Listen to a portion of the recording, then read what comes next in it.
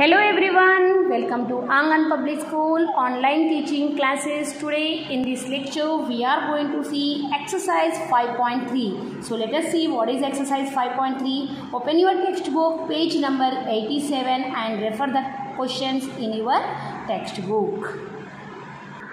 What it is given, list out outcomes you can see in this experiment. आपको इस experiment में यानी कि spinning a wheel and tossing 2 counts, इसमें से आपको बस आउटकम्स कितने आएंगे वो बताना है। लास्ट लेक्चर में मैंने आपको आउटकम्स क्या होता है, टोटल नंबर ऑफ आउटकम्स क्या होता है and the very important probability क्या होती है वो एक्सप्लेन किया था।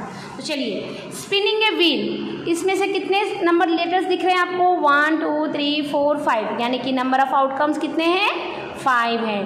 टोजिंग 2 कॉइन्स, जब आप 2 कॉइन्स को एक साथ टोज करते हो तो दोनों में एक साथ टेल आने के चांसेस हैं, दोनों कॉइन्स में एक साथ हेड और हेड आने के चांसेस हैं, दोनों कॉइन में एक साथ टेल एंड हेड आ सकते हैं या तो फिर हेड एंड टेल आ सकता है ना। तो कितने आउटकम्स हुए टोटल हमारे पास? 4 आउटकम्स हुए। ओके, ये था आपका क्वेश्चन नंबर 1। क्वेश्चन नंबर 2 देखिए, when a die is thrown, die पता है ना आप लोगों को लूडो खेलने के लिए जब आप कॉइन जो क्यूब आप यूज़ करते हो उस क्यूब को लूडो में हम उसे डाई कहते हैं। List out the outcomes of an event, event के आउटकम्स आपको लिस्ट करने हैं। अब आपको पता है डाई में कितने नंबर्स होते हैं? 1 2 3 4 5 6 होते हैं। इस नंबर में से हमें यहाँ गिवन क्वेश्चन के आंसर देने हैं।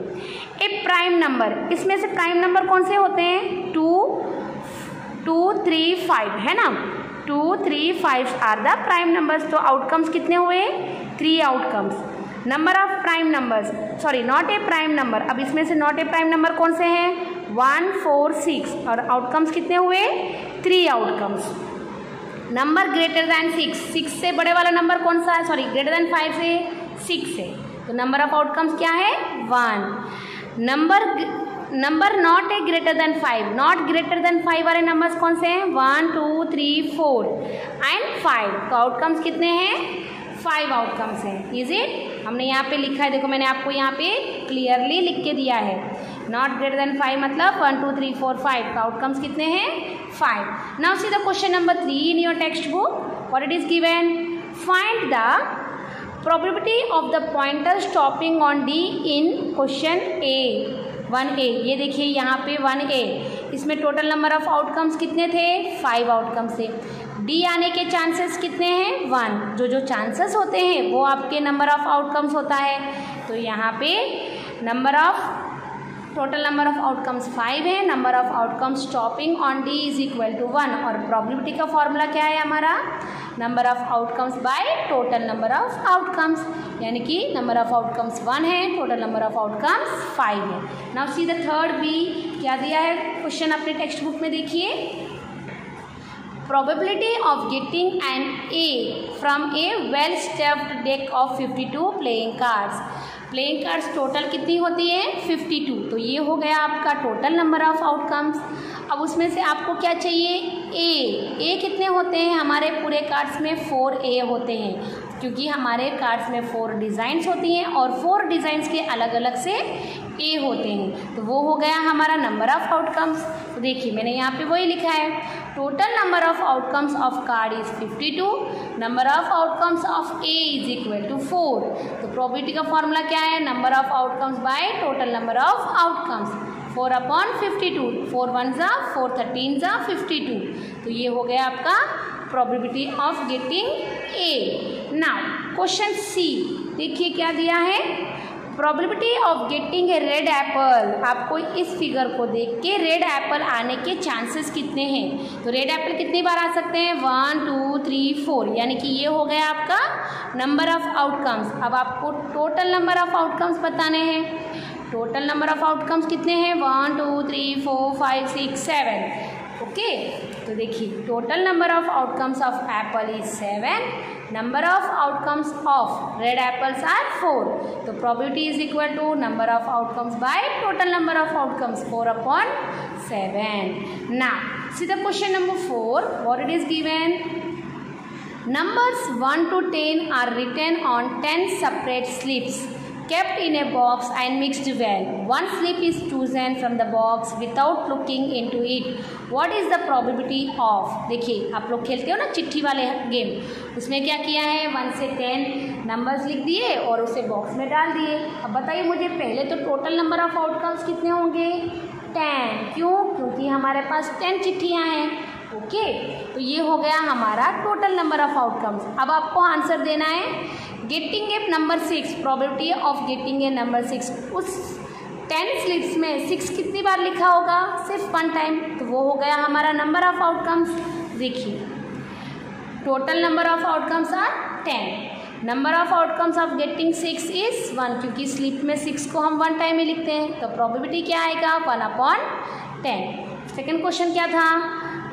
Getting a number less than 6। Less than 6 वाले नंबर्स कौन से होते हैं? 1 2 3 4 5। तो नंबर ऑफ आउटकम्स कितने हैं? 5 आउटकम्स हैं, तो प्रोबेबिलिटी क्या होगी 5/10। Number of outcomes by total number of outcomes, यानी कि 1/2। क्वेश्चन 3 देखिए, getting a number greater than 6। Greater than 6 वाले नंबर्स कौन से होते हैं? 7 8 9 10। कितने हैं? 4 हैं, तो प्रोबेबिलिटी क्या आएगी 4/10। 2 2 ज़ा 4, 2 5 ज़ा 10, 2/5 is your answer. Question 4, getting a 1 digit number. 1 digit number कितने आएंगे? 9 आएंगे, क्योंकि 10 क्या होता है? 10 हमारा 2 डिजिट नंबर है, तो प्रोबेबिलिटी क्या हो गई number of outcomes by total number of outcomes 9/10। अब क्वेश्चन 5 देखिए, आपकी टेक्स्ट बुक में क्या दिया है? If you have a spinning wheel with 3 green sector, 1 blue sector and 1 red sector, क्या कह रहा है? एक स्पिनिंग व्हील है जिसमें आपके पास 3 ग्रीन कलर के सेक्टर बनाए हुए हैं, एक ब्लू कलर का सेक्टर बनाया हुआ है और एक रेड कलर का सेक्टर बनाया हुआ है। What is the probability of getting a green sector? तो ग्रीन सेक्टर आने के चांसेस क्या है? फिर what is the probability of getting a non blue sector? जो नॉन ब्लू है मतलब ब्लू के अलावा आने के चांसेस क्या है? तो देखिए ग्रीन सेक्टर कितने हैं? 3 ग्रीन सेक्टर है ना? 3 green sector, 1 red sector, 1 blue sector, तो टोटल आउटकम्स कितने हो गए 5। अब number of outcomes of getting a green sector कितनी बार आने के चांसेस हैं? 3 टाइम्स, तो प्रोबेबिलिटी क्या होगी number of outcomes by total number of outcomes. दूसरा number of outcomes of non blue sector. Non blue sector मतलब ब्लू के अलावा बाकी सारे, तो कितने हैं 1 2 3 4। Probability of non blue sector is 4/5। तो ये है आपकी एक्सरसाइज 5.3। तो आज हम इसी लेक्चर में चैप्टर 6 का इम्पॉर्टेंट पॉइंट इंट्रोडक्शन पार्ट देखते हैं। Okay, so let us see what is our chapter 6। Chapter 6 का नेम है स्क्वेयर्स एंड स्क्वायर रूट। तो पहले तो मैं आपको आज के लेक्चर में स्क्वेयर के बारे में बताऊंगी और नेक्स्ट लेक्चर में हम स्क्वायर रूट के बारे में देखेंगे। तो स्क्वेयर क्या होता है? स्क्वेयर ऐसा होल नंबर है जिसे आप उसी नंबर को उसके साथ ही मल्टीप्लाई करो। When a whole number is multiplied by itself the product is called the square of a number. तो जो प्रोडक्ट आता है ना, उस प्रोडक्ट को हम उस नंबर का स्क्वेयर कहते हैं। एग्जाम्पल 1 को मैंने 1 के साथ मल्टीप्लाई किया, a whole number is multiplied by itself, answer is 1। तो 1 is said to be square of 1। 2 को मैंने 2 के साथ मल्टीप्लाई किया, answer is 4।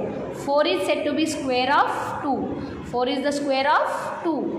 9 is the square of 3, 16 is the square of 4, 25 is the square of 5। इस तरह से आपको 20 तक लर्न बाय हार्ट करना है और आपको अपनी नोटबुक में लिखना भी है। ओके ना, अब ये तो आपको पता चल गया कि स्क्वायर क्या होता है। तो चलिए अब मैं आपको परफेक्ट स्क्वायर के बारे में बताती हूँ। What you mean by a perfect square? A perfect square किसे कहोगे?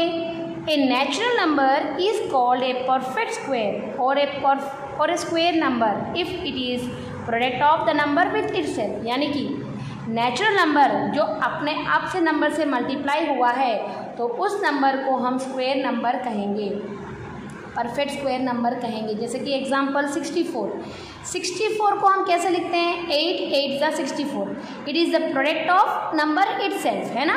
8 को 8 के साथ मल्टीप्लाई किया तो मुझे 64 आया, यानी कि सेम नंबर से प्रोडक्ट हो रहा है, मल्टीप्लाई हो रहा है, तो it is a perfect square. लेकिन 35 है, 35 का आप कैसे लिख सकते हो? 7 5 सा 35। यहाँ पे 7 5 सा 35 तो हो रहा है, लेकिन 7 और 5 दोनों अलग नंबर है, वो सेम नंबर से मल्टीप्लाई नहीं हो रहा है, तो is not a perfect number. Are you clear? It's not a perfect square. Same number से मल्टीप्लाई होता है तो उसे हम कहते हैं perfect square. Now every number is not a perfect square. सारे नंबर्स परफेक्ट स्क्वायर नहीं होते हैं। जैसे कि मैंने अभी आपको एग्जांपल बता दिया, 64 परफेक्ट स्क्वायर है, 100, यहाँ पे जितने भी नंबर्स आपने लिखे हैं वो सारे परफेक्ट स्क्वायर हैं। उसके अलावा अगर आप कोई और नंबर्स लोगे, 35 is not a perfect square, है ना, उसी तरह से। और हमारे पास but there are infinite number of perfect square, हमारे पास बहुत सारे परफेक्ट स्क्वायर है। 20 पे ही स्टॉप नहीं हो रहा है, 21, 22, इस तरह से हमारे साथ अनकाउंटेबल परफेक्ट नंबर्स होते हैं, क्योंकि we have a uncountable natural numbers. Okay, now the next point what it is, if a number has 1 और 9 इन इट्स यूनिट प्लेस, ये कह रहा है कि कोई भी नंबर चाहे कितना भी बड़ा नंबर क्यों ना हो, उसके यूनिट की प्लेस में अगर 1 है या 9 है, जब आप उस नंबर को स्क्वायर करोगे तो फिर से आपको यूनिट की प्लेस में 1 ही आएगा। एग्जाम्पल मैंने यहाँ पे 11 ले लिया है, 11 की यूनिट की प्लेस में क्या है? यूनिट यानी कि वंस प्लेस, वंस की प्लेस में क्या है? 1। जब आपने 11 को स्क्वायर किया तो 121 आया, फिर से इसकी यूनिट की प्लेस में 1 ही आएगा। 19 ले लिया जिसकी यूनिट की प्लेस में 9 है, जब आपने 19 को स्क्वायर किया तो आपको यूनिट की प्लेस में फिर से 1 आया। इफ़ ए नंबर हैज़ 2 और 8 इन इट्स यूनिट प्लेस, अगर ऐसा नंबर जिसकी यूनिट की प्लेस में 2 या 8 है, जब आप उसे स्क्वायर करोगे तो आपको क्या आएगा? यूनिट की प्लेस में 4। एग्जाम्पल मैंने यहाँ पे दिया हुआ है, इफ़ ए नंबर हैज़ 3 और 7 इन इट्स यूनिट प्लेस, अगर ऐसा नंबर जिसकी यूनिट की प्लेस में 3 है या तो फिर 7 है, 3 या 7 है, जब आप उसे स्क्वायर, उसकी यूनिट की प्लेस में क्या आएगा? 9। Okay, if a number has 4 या 6 in its unit place then the square is 6। ये कह रहा है कि अगर नंबर में 4 या 6 है यूनिट की प्लेस में तो उसकी स्क्वायर क्या आएगी? उसका स्क्वायर का यूनिट प्लेस कौन सा होगा? 6 होगा। जैसे कि 4 है, 14 है, 14 की यूनिट की प्लेस में 4 है, 6 के यूनिट की प्लेस में 6 है। जब आपने 14 को स्क्वायर किया 196 आया और उसकी यूनिट की प्लेस फिर से कौन सी नंबर आया? 6। जब आपने 6 को स्क्वायर किया आंसर 36 आया, यूनिट की प्लेस में क्या आया? 6 आया। If a number has 0 in its unit place, अगर यूनिट की प्लेस में 0 है then its square ends in 2 zeros, तो उसकी स्क्वायर कैसे एंड होगी? 2 0। याद रखिएगा, अगर नंबर सिंगल 0 है तो उसका स्क्वायर डबल 0 हो जाएगा। ओके, तो यहाँ पे if a number has 5 it's in unit place is a square ends इन 5, जब आप 5 को स्क्वायर करेंगे 25 आएगा, उसकी यूनिट में भी फिर से 5 आएगा। जब आप 15 को स्क्वायर करेंगे तो उसका 125 आएगा, तो उसकी यूनिट की प्लेस में फिर से 5 आएगा। If a number has 0 in its unit place, tens place, unit की प्लेस में और टेंस की प्लेस में दोनों में 0 है तो उसका स्क्वायर कैसा हो जाएगा? 40 में एंड होगा। ओके, चाहे वो 300 ही क्यों ना हो।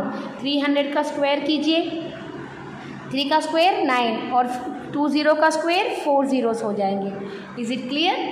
ना, जब आप कोई भी इवन नंबर का स्क्वायर करोगे तो आपका आंसर फिर से इवन नंबर ही आएगा, और जब आप कोई भी ऑड नंबर का स्क्वायर करोगे तो आपका जो आंसर आएगा वो फिर से ऑड नंबर ही होगा। तो ये थी important introduction about the square. अब हम इस इंट्रोडक्शन को यूज़ करके एक्सरसाइज 6.1 करेंगे हमारे नेक्स्ट लेक्चर में। Until that take care everyone, stay at home.